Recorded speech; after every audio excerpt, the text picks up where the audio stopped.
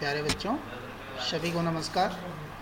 मैं राजाराम वैष्णव, टीजीटी हिंदी, आज कक्षा 10 के अंतर्गत हम अपना अगला पाठ पढ़ेंगे। सर्वप्रथम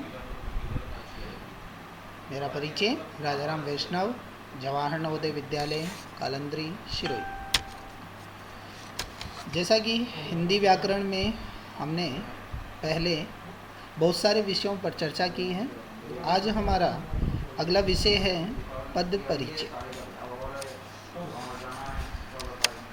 सर्वप्रथम पद के बारे में जानने से पहले हमें हिंदी के वर्ण, शब्द और वाक्य, इन तीनों के बारे में हमें जानना है। जैसा कि हमें पता है कि वर्ण भाषा की सबसे छोटी इकाई जिसके हम टुकड़े नहीं कर सकते वह वर्ण कहलाता है, और वर्णों के सार्थक मेल को हम शब्द कहते हैं, और इसके बाद में शब्दों के ही सार्थक मेल को वाक्य कहते हैं। तो इस तरह अपने 3 टॉपिक हो गए, वर्ण, शब्द और वाक्य। जैसे वर्ण में आ जाएगा राम, खाना, बजाना आदि। अब अगर हम बात करें बच्चों पद का, तो शब्द जब वाक्य में प्रयुक्त होता है तब वो पद कहलाता है। या हम यूँ कह सकते हैं, शब्दों का वाक्य में प्रयोग, एक व्याकरणिक इकाई के रूप में प्रयोग, वह पद कहलाएगा। जैसे राम खाना खाता है। सर्वप्रथम आपके सामने जो स्लाइड आ रही है बच्चों, वह हमारे माननीय प्रधानमंत्री जी की है। अब इनका अगर हम परिचय देंगे तो परिचय के अंदर, जैसा कि इनका पूरा नाम नरेंद्र दामोदर दास मोदी, जन्मभूमि वडनगर, अभिभावक दामोदर दास मूलचंद और श्रीमती हीराबेन, इसके अलावा पत्नी जसोदाबेन, नागरिकता भारतीय, ये सब इनका परिचय बताया गया।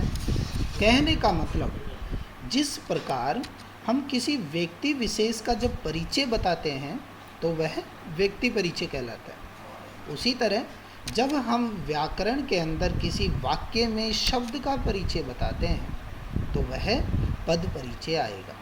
जैसे व्यक्ति का परिचय बताया जा रहा है, वैसे ही वाक्य में शब्द को व्याकरणिक इकाई के रूप में उसका परिचय बताना, उसको आइडेंटिफाई करना, या यूँ कह सकते हैं कि एक सर्जन की तरह उसके चीर फाड़ करना, वो सब पद परिचय कहलाएंगे। तो इसकी परिभाषा हो गई, वाक्य के अंतर्गत किसी भी शब्द की भूमिका को परिचय देना, पद का परिचय बताना, पद परिचय कहलाएगा। जैसे यहाँ पर मान लीजिए ये परिचय बता रहे हैं, एक दूसरे का परिचय कर रहे हैं। इसके अंतर्गत सर्वप्रथम पद के अंतर्गत 2 हम भाग लेंगे, विकारी और अविकारी। जैसे मान लो कोई परिचय बताता, मेरा नाम रोहन है, मैं शारदा विद्या मंदिर में पढ़ता हूँ, मुझे खेलना बहुत अच्छा लगता है। इस प्रकार अपने बारे में बताने को या अपने बारे में परिचय देने को वाक्य में व्यक्ति परिचय कहेंगे। उसी तरह जब हम पद का परिचय बताएंगे तो उनको पद परिचय कहेंगे। तो मेरे ख्याल से आपको इसकी सर्वप्रथम की परिभाषा पद परिचय समझ में आ गई होगी। आपको सिर्फ इतना ध्यान रखना है कि पद परिचय में किसी पद का पूर्ण व्याकरणिक रूप में परिचय बताना पद परिचय कहलाता है। पद का अर्थ होता है शब्द। परिभाषा, इसमें व्याकरण के नियमों के अनुसार शब्द को वाक्य में प्रयोग किया जाता है तो वह पद कहलाएगा। इसमें अलग अलग विद्वानों ने अलग अलग परिभाषा दी है, चूँकि परिभाषा पर हम यहाँ विचार विमर्श नहीं करेंगे। जिन विकारी शब्द जिन पदों का स्वरूप लिंग, वचन, कारक तथा काल के अनुसार परिवर्तित होता है वह विकारी पद में कहलाता है। फिर से रिपीट कर रहा हूँ यहाँ तक, पद परिचय यानी शब्द का व्याकरणिक इकाई के रूप में परिचय बताना पद परिचय है। उसके दो भागों में बांटा गया है, विकारी और अविकारी। विकारी इसका मतलब चेंज, अर्थात जिसको हम चेंज कर सकें, परिवर्तन कर सकें। और किसको?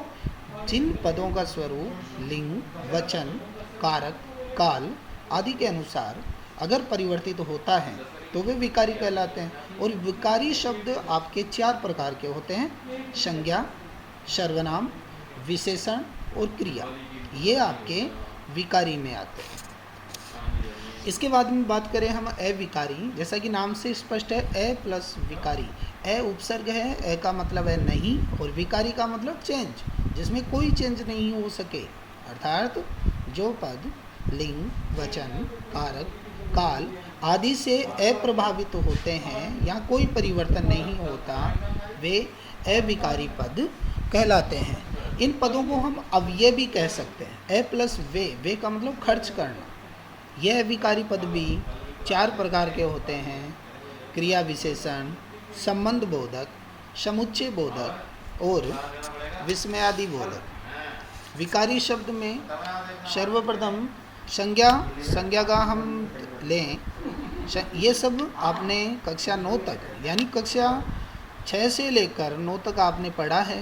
उनको एक बार शॉर्ट फिर से रिवाइज कर रहा हूँ। संज्ञा का मतलब नाम, किसी प्राणी, वस्तु, स्थान, गुण, भाव आदि को हम संज्ञा कहते हैं। संज्ञा यहाँ पर 3 प्रकार की होती है, व्यक्तिवाचक, जातिवाचक और भाववाचक। ये सब आपने पढ़ा हुआ है।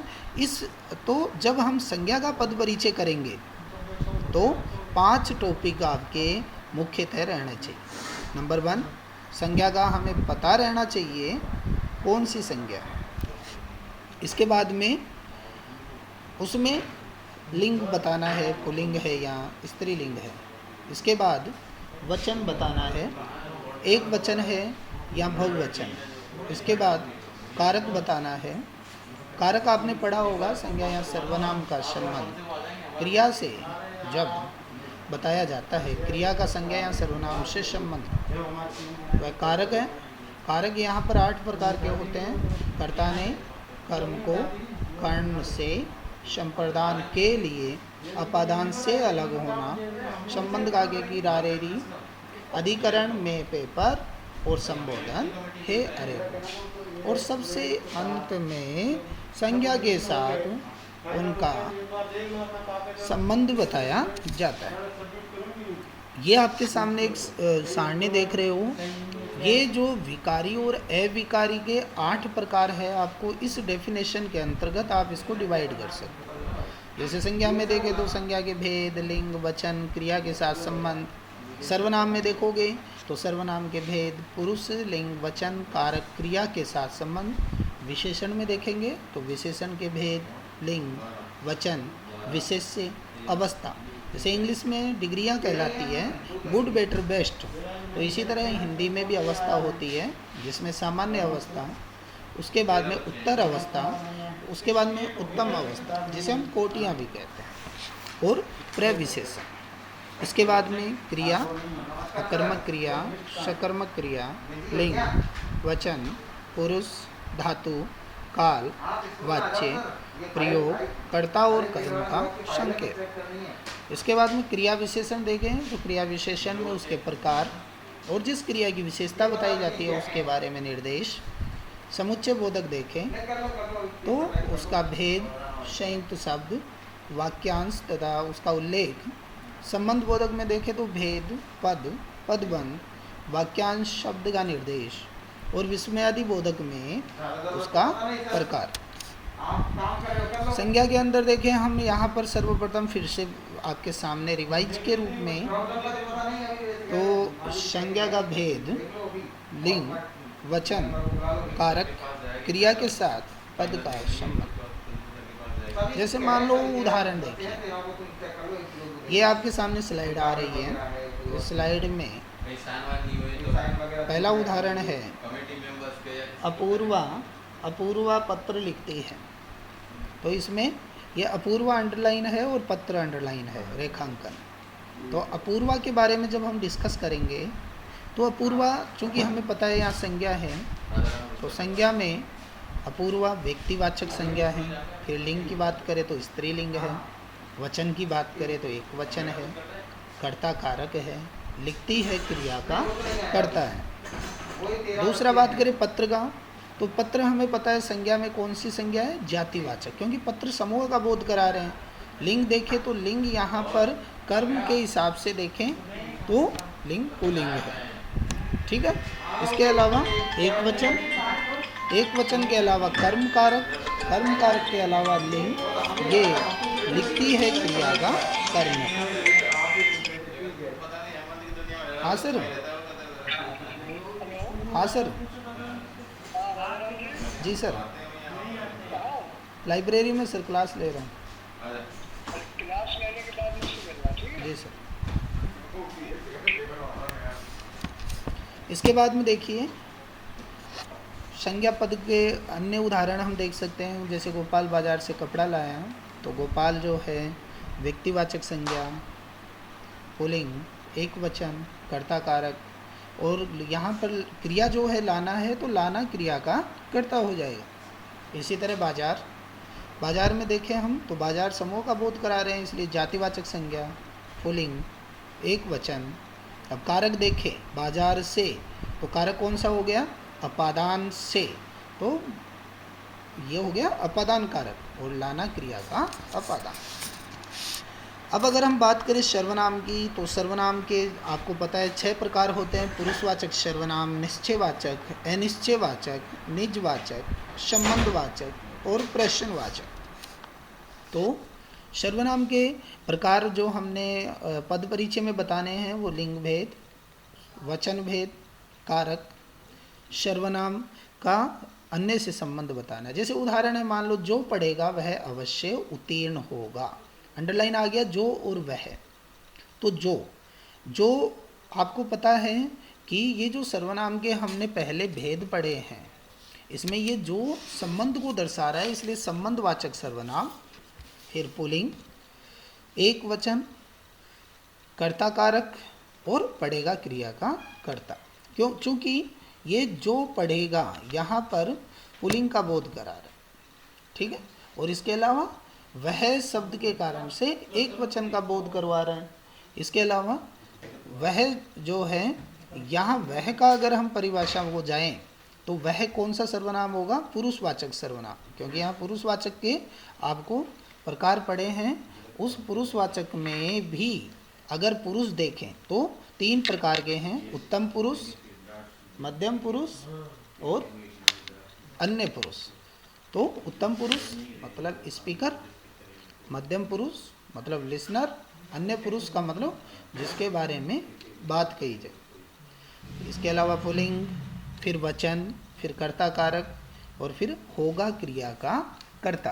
तो इस तरह ये क्या हो जाएगा, वह है पुरुषवाचक सर्वनाम, अन्य पुरुष, पुल्लिंग, ठीक है, एक वचन, कर्ता कारक, होगा क्रिया का कर्ता। जैसे मान लो उदाहरण अगला है, क्रिया से संबंध भी आपको पता चल गया होगा। जैसे गोलू ने उसे बहुत मारा, तो उसे अगर रेखांकन आया है तो उसे किस में चला जाएगा, पुरुषवाचक सर्वनाम में, पुरुषवाचक में भी उसे अन्य में, ठीक है। इसके अलावा फिर आप इसके लिंग, वचन, कारक ये सब दे सकते हैं, ठीक है। क्योंकि ये उभयलिंग संस्कृत में प्रयोग होता है, इसलिए आप इसमें पुल्लिंग ही दे सकते हैं। ये देखो गोलू मार रहा है, ये स्लाइड में आपको दिख रहा है। अगला देखिए, ये स्लाइड किसी मेले की दिख रही है आपको, हाँ। अब देखिए उदाहरण इसमें, मेगा और हम मेला देखने गए, तो हम अंडरलाइन किया हुआ है, तो हम का क्या होगा, पुरुषवाचक सर्वनाम। अब यहाँ पर स्पीकर हैं हम, ठीक है, तो उत्तम पुरुष, फिर पुल्लिंग, फिर बहुवचन, कर्ता कारक और देखने गए, ये जो देखना क्रिया है उसका कर्ता। अब अगर बात करें विशेषण की, तो विशेषण का पद परिचय जानने से पहले उसके प्रकार 4 प्रकार के होते हैं, गुणवाचक, संख्यावाचक, परिमाणवाचक और संकेतवाचक। विशेषण का परिचय देते समय हमें कौन कौन सी चीज़ें ध्यान रखनी है, विशेषण के प्रकार, लिंग, वचन, कारक और विशेष्य। जैसे मान लो क्षितिज पहली कक्षा में पढ़ता है, अब अंडरलाइन आया पहली, तो पहली देखो क्या क्या होगा, पहली संख्यावाचक विशेषण होगा, क्योंकि पहली दूसरी ये विशेषण के प्रकार जो हमने अभी देखे हैं इसमें संख्यावाची में है। इसके अलावा संख्यावाचक के भी दो प्रकार होते हैं, संख्या और परिमाणवाचक, जो दोनों आपके सामने है, निश्चित और अनिश्चित। तो पहली संख्या निश्चित है इसलिए निश्चित संख्यावाचक। फिर स्त्रीलिंग, ठीक है, स्त्रीलिंग कैसे पता चलेगा, ठीक है, यहाँ पर कर्म है पहली और कक्षा, कक्षा से हमें यहाँ पर स्त्रीलिंग है। इसके अलावा एक वचन, फिर अधिकरण कारक, कक्षा में तो अधिकरण आ गया, और पहली शब्द, पहली का अगर हम लिंग ऑलरेडी बता दिया है कि पहली दूसरी, तो ई प्रत्यय लग गया तो अपने आप स्त्रीलिंग हो गया। और कक्षा का विशेष्य, ठीक है, कक्षा की विशेषता बता रहा है कि कौन सी कक्षा में पढ़ता है, पहली कक्षा।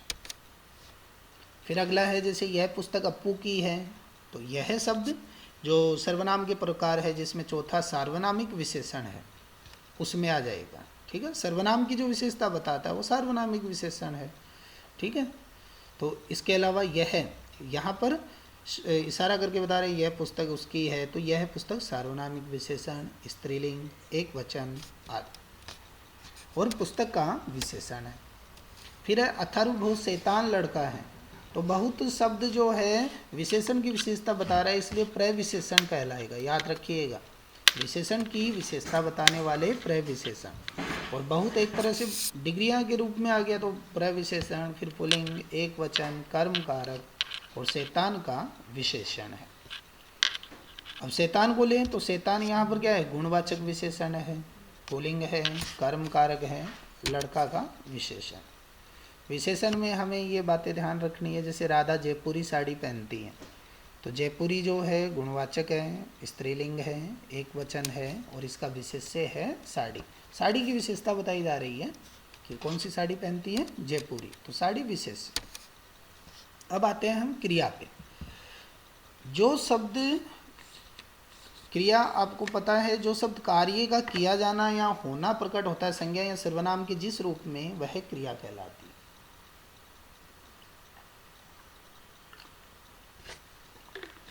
क्रिया के भी दो भेद होते हैं, सकर्मक और अकर्मक। अब क्रिया के पद परिचय में क्रिया का भेद, काल, लिंग, वचन, वाच्य एवं अन्य शब्दों के साथ संबंध बताया जाता है। इतनी चीज़ें आनी चाहिए, भेद भी आना चाहिए, लिंग भी, वचन भी, धातु भी। क्रिया के मूल रूप को धातु कहते हैं।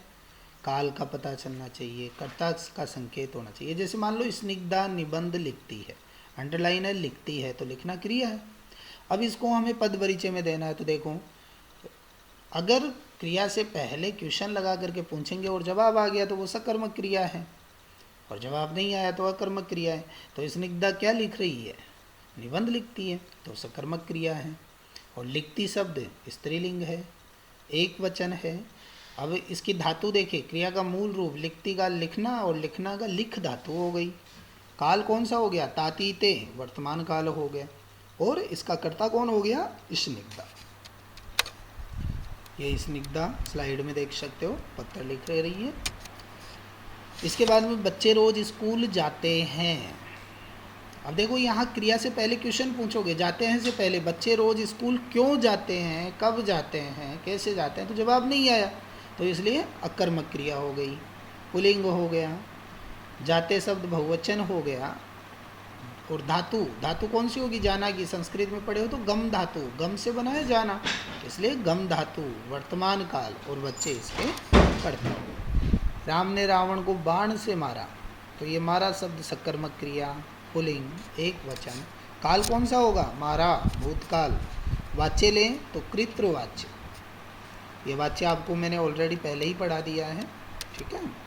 आशुतोष ने हमें पढ़ाया था, तो देखो आशुतोष ने हमें, फिर क्वेश्चन लगाएंगे क्या पढ़ाया था, कोई जवाब नहीं है, तो अकर्मक क्रिया हो गई, पुल्लिंग हो गया, एक वचन हो गया, था से भूतकाल, कृतवाच्य, और कर्ता कौन हो गया, आशुतोष। ये इस तरह विकारी शब्दों का पद परिचय। अब बात करें अविकारी शब्दों का, तो इसमें सर्वप्रथम आता है क्रिया विशेषण। क्रिया विशेषण, क्रिया की विशेषता बताने वाले शब्दों को क्रिया विशेषण कहते हैं।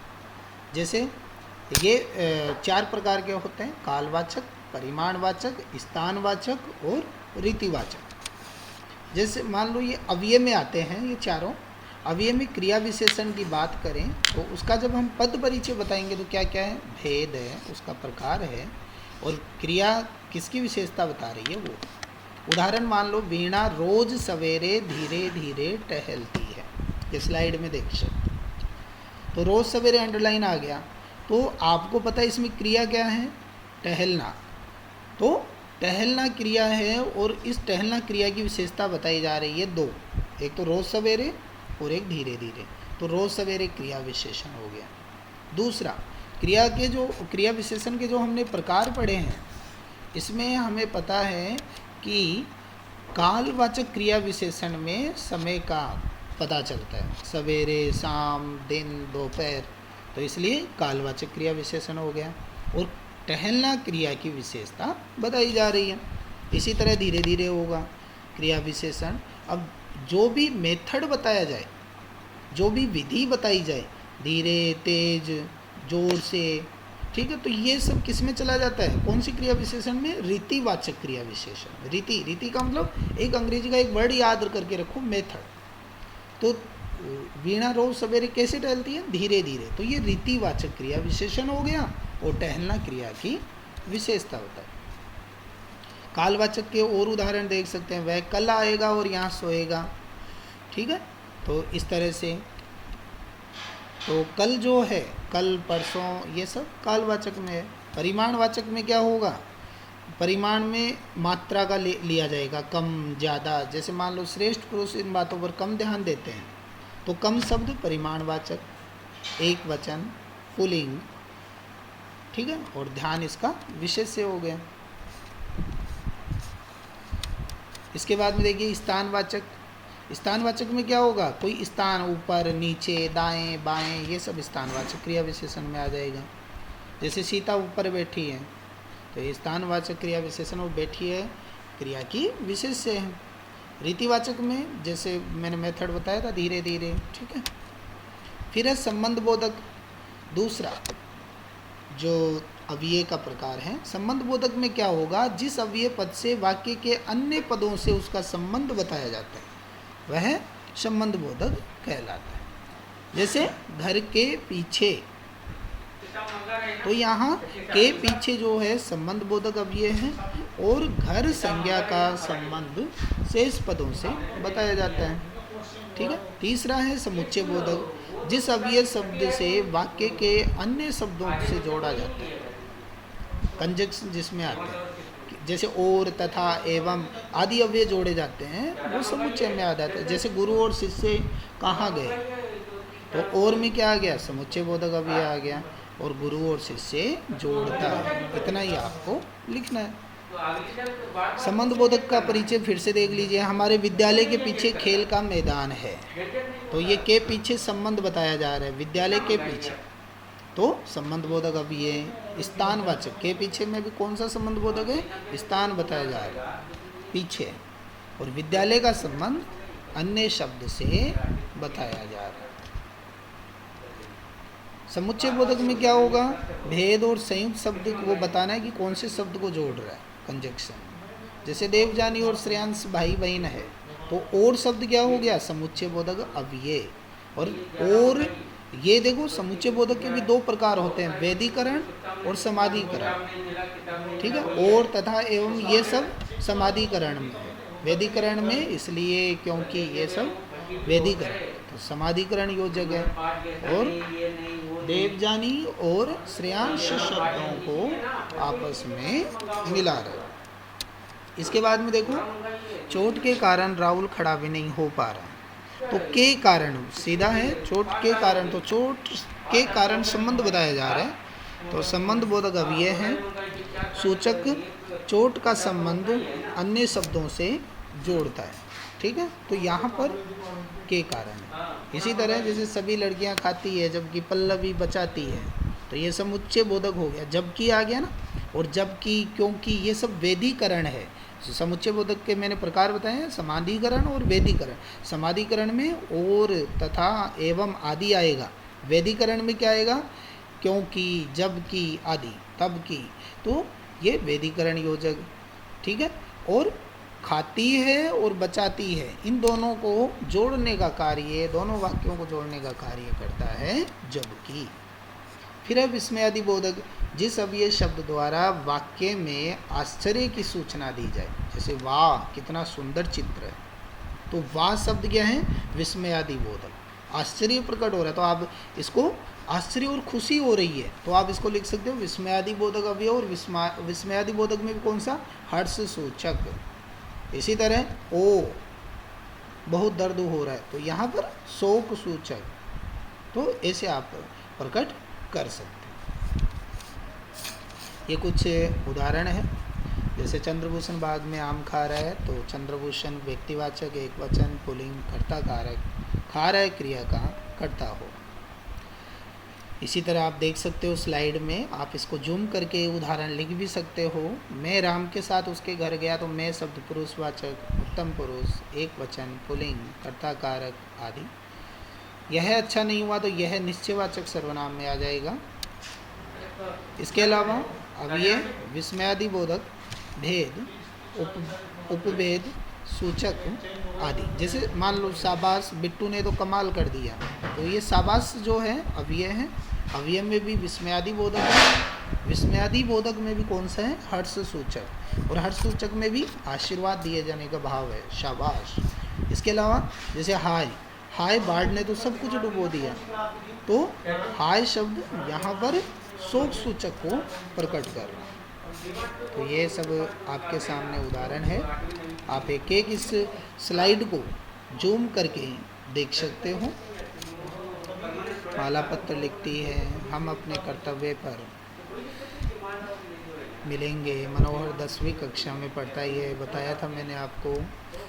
कोई आ रहा है पद परिचय। इसके अलावा ताजमहल का सौंदर्य दर्शनीय होता है, तो होता है से पहले क्वेश्चन लगाएंगे तो उसका जवाब नहीं आएगा, ठीक है। तो कर्मक क्रिया, वर्तमान काल, कृतवाच्य, एक वचन, पुल्लिंग, सौंदर्य क्रिया का कर्ता आदि। फिर है महकता गुलाब किसे नहीं सुहाता, तो यहाँ पर किसे प्रश्नवाचक सर्वनाम, एक वचन, पुल्लिंग, कर्ता कारक, सुहाता है क्रिया का कर्ता। इसके अलावा दिल्ली भारत की राजधानी है, तो व्यक्तिवाचक संज्ञा, पुल्लिंग, एक वचन, संबंध कारक, राजधानी संज्ञा से संबंध। इसके अलावा सुरेश 10वीं कक्षा में पढ़ता है, तो 10वीं यहाँ पर कौन सा, सुरेश कौन सा जाएगा, व्यक्तिवाचक संज्ञा, ठीक है। ये सब आशा है आपको यह वीडियो अच्छा लगा होगा। मैं राजाराम वैष्णव, टीजीटी हिंदी, जवाहर नवोदय विद्यालय कालंद्री। अगर आपको हमारा ये वीडियो अच्छा लगा तो लाइक कीजिए, कमेंट बॉक्स पर जाकर के सब्सक्राइब कीजिए, जिससे हम और भी अच्छा वीडियो आपके लिए ला सकें। बहुत बहुत धन्यवाद इस पर आपने ध्यान से सुना। जय हिंद।